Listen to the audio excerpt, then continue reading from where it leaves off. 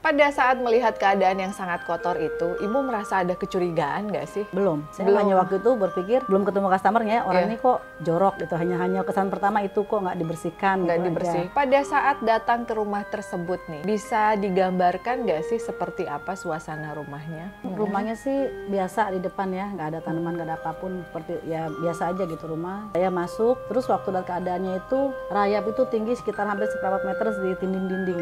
Terus kadang kecoa wira-wiri, kadang sesekali tikus lewat. Terus di buffet tuh saya lihat tuh debu tuh yang tebel-tebelnya debu, kalau saya garis tuh udah nempel banget nempel ya. banget. Ada magicom yang terbuka sekering-keringnya nasi.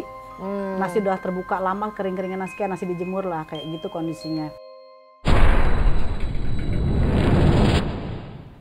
Halo teman-temannya Furi, ketemu lagi di sesi ngobrol tentang cerita horor ataupun cerita mistis di YouTube channel Furi Harun ya.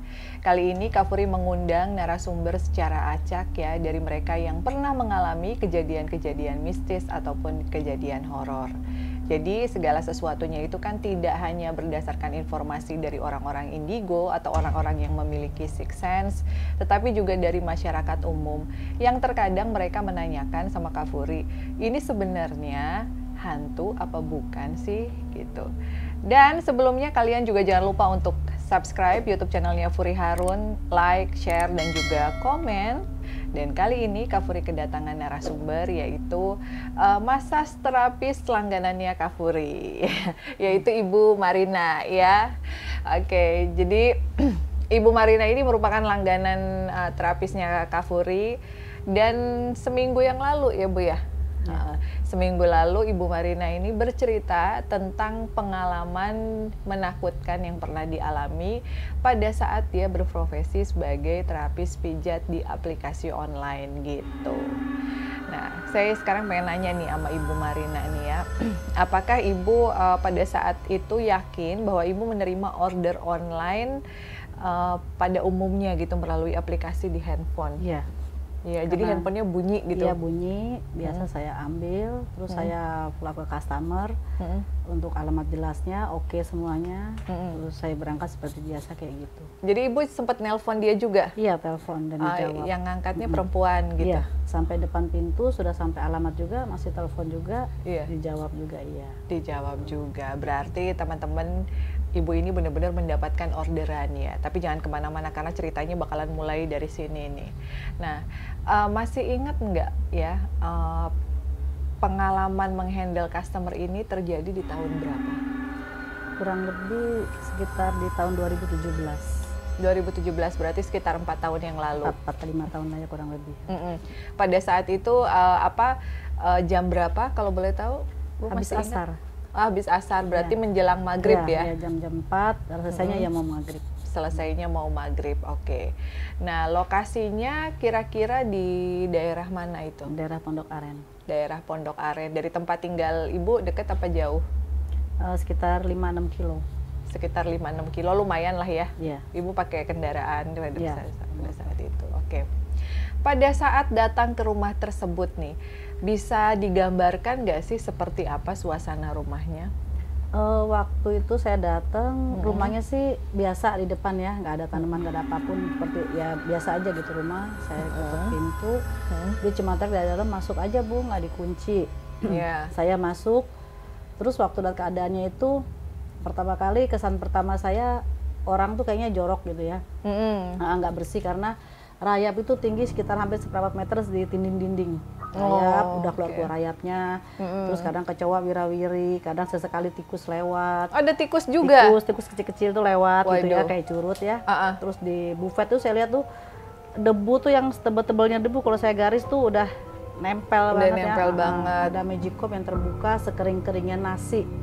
Nasi udah terbuka lama, kering-keringnya nasi, kayak nasi dijemur lah, kayak gitu kondisinya.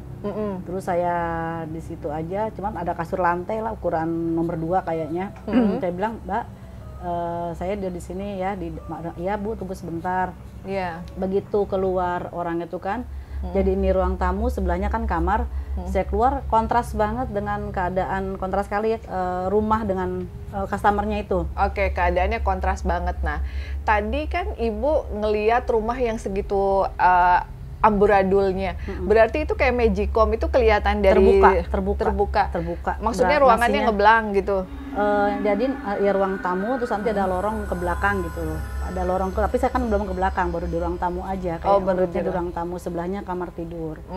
Jadi gitu. Kelihatan lah dari depan itu segala macamnya berantakan. Iya, kalau ruangnya sih kosong ya, hanya ruang tamu hanya ada itu aja, buffet, magicom, aqua. Karena magicom waktu itu terbuka jadi saya kondisi nasi bisa saya kelihatan ya. Iya. Pada saat melihat keadaan yang sangat kotor itu, Ibu merasa ada kecurigaan nggak sih? Belum. Saya hanya waktu itu berpikir belum ketemu customer-nya, orang ini kok jorok gitu. Hanya kesan pertama itu kok nggak dibersihkan. Nggak gitu dibersihkan. Aja. Oh ya ada motor juga, motor merah di situ di dalam. Motor kayak motor beat kayak gitulah ya. Oh iya. Motornya kotor juga kondisinya? Iya, jadi hanya kondisi motor, kasur, kasur Palembang tuh buffet, terus ada meja kecil isinya magicom sama aqua gitu aja. Rumahnya super kotor ya, oke. Nah. Di saat melihat rumah yang begitu kotor, terus Ibu juga mikir ini kok jorok banget. Tapi kalau rasa takut sama sekali nggak? Belum karena merasa masih positive thinking lah ya. Orangnya jorok gitu. Orangnya jorok. Iya. Gitu aja. Lalu tadi Ibu bicara tentang penampilan yang kontras antara rumah yang kotor dengan orang yang akan dipijat. Nah, emang seperti apa penampilannya? Begitu dia keluar dari kamar, ya perempuan tuh sekitar umur 25 ke bawah, 20 ke atas, 25 ke bawah, semampai lah tinggi, cakep, putih, kulitnya putih bersih Bu, pakai make up, blush on semuanya biasa lah, make up lengkap, eyeliner semuanya dia pakai semua, pakai baju rapi seperti mau pergi sama baju jas ya yang panjang segini warnanya merah tua, rambutnya segini, terus Mbak mau dimasas ini, iya Bu, dia biasalah ya buka-buka baju, saya bilang terengkurap, virtual biasa lah gitu kan. Nah sambil dipijit tuh dia main handphone, dia juga cerita, ceritalah kehidupan dia, intinya tuh orang tuanya meninggal, terus meninggal satu lagi, terus dia bilang dia punya pacar yang sangat baik, calon mertua yang sangat baik juga, dia bilang. Ya saya sebagai orang lebih tua tuh kan umur seperti anak ya, saya kasih nasihat lah. Ya sudahlah Mbak, kalau udah kayak gini mendingan Mbak tuh nikah gini-gini karena untuk apa lagi sendiri juga nggak ada gunanya. Saya bilang, ini rumah siapa? Rumah saya, ya udah dijual aja atau gimana. Saya bilang gitu kan, dia bilang dia kerja di Gandaria City, daerah situ dia bilang. Pokoknya saya kasih seperti saya orang tua lah gitu ya, karena dia juga sambil nangis ceritanya ya. Terus saya bilang, Mbak kayaknya masuk angin deh, Mbak biasa kerokan nggak? Saya kerokin yuk, saya bilang gitu. Iya saya kerokin itu ya. Kayaknya saya nambah waktu sekitar setengah jam, jadi jam 4 hampir deket, jam 6 lah, jam 6 ya, selesai gitu. Terus dia bilang, Mbak nanti nggak usah bayar karena Mbak cerita yatim piatu, insya Allah saya ikhlas untuk Mbak ya, buat makan Mbak aja lah, buat tambah-tambah sedekah dari saya bilang gitu kan. Dia bilang, enggak Mbak, udah nggak apa-apa ya. Berhenti di situ, terus saya sambil beres-beres mau cuci tangan lah ke kamar mandi. Jangan dulu diterusin ke bagian kamar mandi. Nah, jadi penampilan si Mbak ini sangat kontras tadi seperti yang Ibu ceritakan sama kita ya. Dia pakai jas merah tua, putih, mukanya kayak Indo apa kayak Indonesia aja? Kalau lihat saya dari face-nya itu ya seperti kayak orang Jawa Barat, kayak Bandung, kayak mana gitu dari face-nya ya, tapi saya nggak tanya itu ya. Cuma logatnya biasa ya, saya nggak bisa lihat logatnya. Logatnya biasa aja gitu, dengan rumah yang sebegitu berantakannya, ada tikus, ada kecoa gitu kan, ada rayap di mana-mana, dan dia bercerita tentang kesedihannya dia meninggal oleh kedua orang tuanya, dan alhamdulillah dia menceritakan kebahagiaan bahwa dia memiliki pacar dan juga calon mertua yang baik, dan dia juga pegang handphone. Nah, kita lanjutkan ke bagian berikutnya. Bagian Ibu ke kamar cuci tangan. Iya, udah setelah itu kan seperti biasa, Mbak saya mau cuci tangan dulu ya karena lengket bekas minyak. Ya Mbak silakan aja ke sana lewat lorong itu kan lorong lurus, kita hanya panjang sekitar 5 meter. Terus dia bilang dari samping lorong itu memang ada ruangan, Mbak jangan lihat ke kiri ya, katanya. Saya berantakan habis bikin apa lantai gali. Namanya orang ya Mbak Puri ya, dibilang jangan nengok, ekor mata saya melirik lah, tapi muka saya nggak nengok, cuman saya nggak jelas, cuma gundukan itu ya, gundukan barang, kayak tanah karena tinggi, bukan barang. Nah, tapi ya udah saya terus aja, masih positive thinking lah, mungkin dia gali apa gitu, bikin apa gitu ya. Nah sampai kamar mandi saya mau cuci tangan, ember tuh ada segini, kecu, tau kecu nggak? kecu yang kecil-kecil. Oke. Yang kayak rayap kecil. Iya, yang kecil di dalam air. Banyak amat di dalam ya. Saya mau nyalain keran, airnya nggak keluar. Saya lihat sabun, itu sabun kering sekering-keringnya sabun kecil tuh sampai meletek gitu kan. Nah, begitu saya lirik WC sebelahnya lagi penuh kecoa, saya baru yakin ini rumah kosong. Saya bilang gitu, ini hati saya cuma batin aja kan. Ya Allah, saya mau kerja, saya nggak mau apa-apain, nggak mau ngapa-ngapain, saya hanya mau kerja, nggak ada niat yang lain, hanya itu aja. Saya begitu. Ya udah, saya Bismillah. Ada ketakutan tapi kok rasanya takut tapi nggak ekstrim gitu loh, nggak begitu sampai lari gitu. Nggak ada, saya tetap jalan, tetap ngobrol. Udah Mbak, tetap pas waktu pembayaran saya beres-beres, dia tetap maksa saya untuk uangnya terima. Nggak usah Mbak, bener Mbak, demi Allah Mbak, buat Mbak aja, buat makan, tak buat apa, sedekah saya aja. Ya Mbak kan yatim piatu kayak anak, saya bilang gitu kan. Ya udah, tapi akhirnya dia memaksa, saya ada Bu, Mbak ada, akhirnya saya terima. Ya terima, ya udah seperti biasa saya pulang. Tetapi sampai akhirnya Ibu cerita ke saya, berarti kan pengalaman itu ngeganjel karena aneh. Karena saya cerita ke teman-teman juga tuh, teman-teman coba dilihat rumahnya. Saya nggak berani, takutnya saya lihat rumahnya nggak ada, saya jadi shock malam. Mendingan saya nggak tengok-tengok, saya bilang gitu. Cuman tetap saya cerita karena kondisi rumah dengan itu kan kontras gitu ya. Oke. Aneh aja gitu. Aneh, iya. Dia mandi di mana, airnya kok kering kan begitu.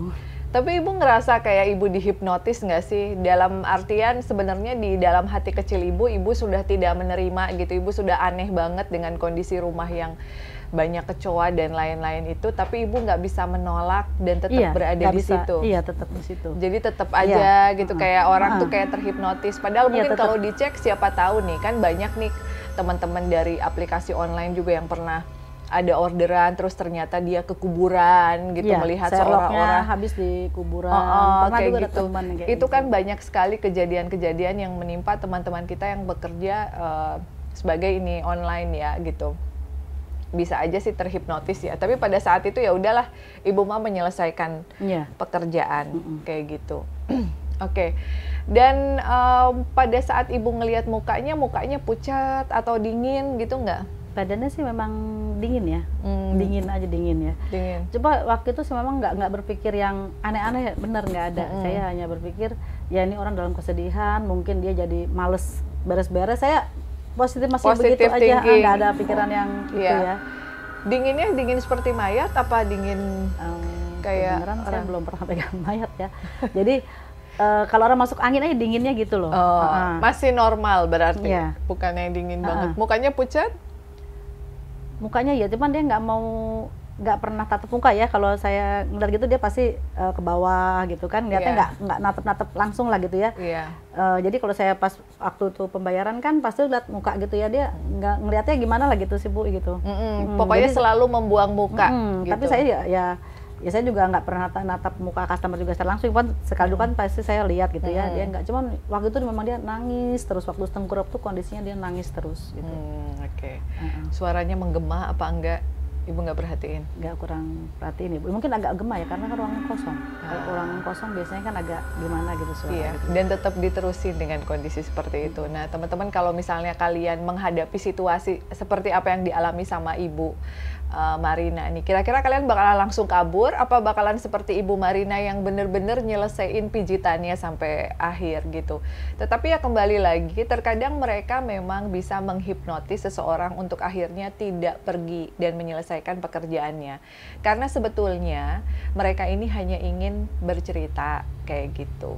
Dan kalau Kak Furi boleh bantu observasi ya sedikit dari ceritanya Ibu Marina. Sebagai seorang medium, saya melihat penampakan sosok perempuan yang sepertinya memang dia daerah asalnya dari Jawa Barat. Tetapi dari neneknya itu ada keturunan Belandanya. Jadi badannya juga agak sedikit tinggi.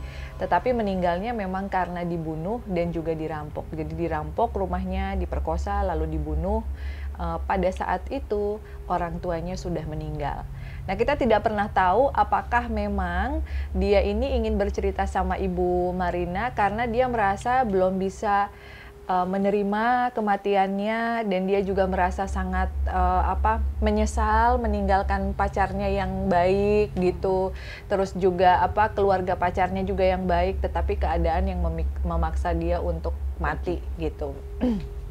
Nah, ini berdasarkan observasinya dari Kak Furi. Jadi kalian bisa memiliki opini sendiri karena Kak Furi yakin bahwa kebenaran itu hanyalah milik Allah Subhanahu wa taala, Tuhan semesta alam, tapi pada saat connecting sih was spirit ya, dia benar-benar arwah yang memang sudah meninggal dan dia tidak berniat jahat sama Ibu Marina, cuman memang Ibu Marina kebagian pada saat tersebut untuk menjadi salah satu orang yang dia curhatin.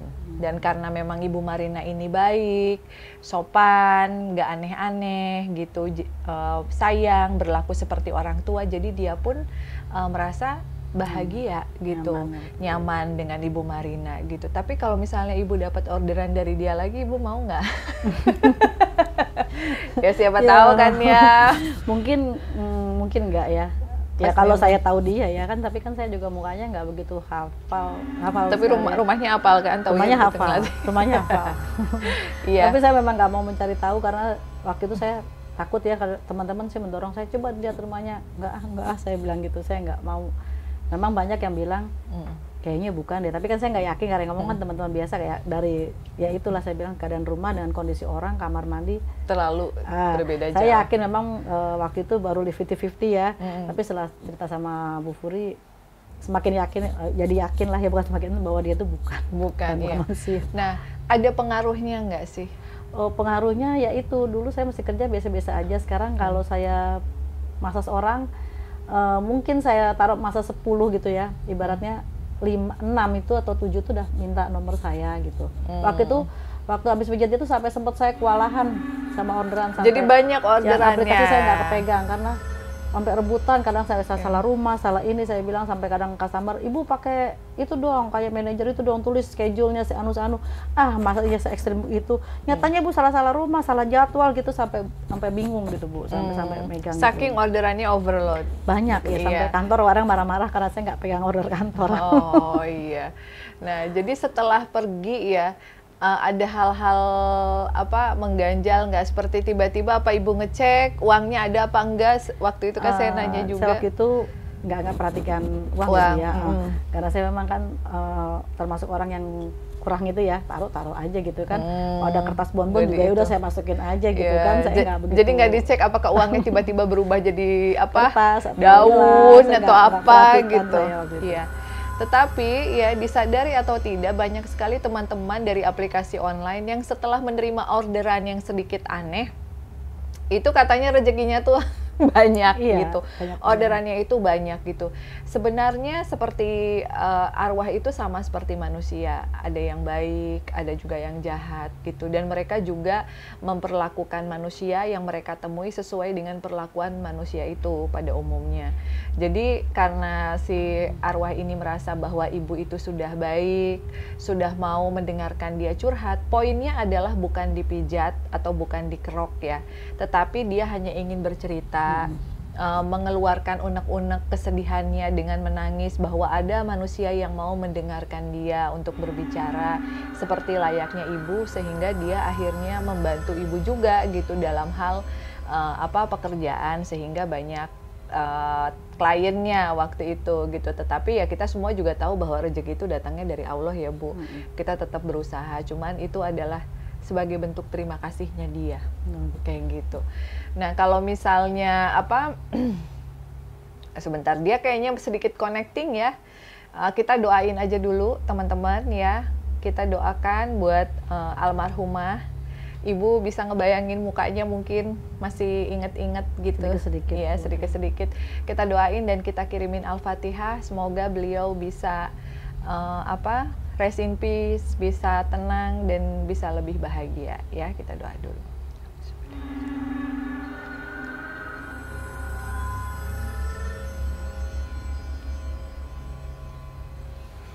Ya, alhamdulillah. Nah, jadi untuk teman-teman yang pernah mendapatkan cerita tentang temannya, saudaranya, atau abangnya, misalnya mendapatkan orderan-orderan dari makhluk-makhluk gaib gitu, atau orderan-orderan aneh, kalian juga bisa share di kolom komentar, atau bisa langsung DM ke Instagramnya Furi Harun ya.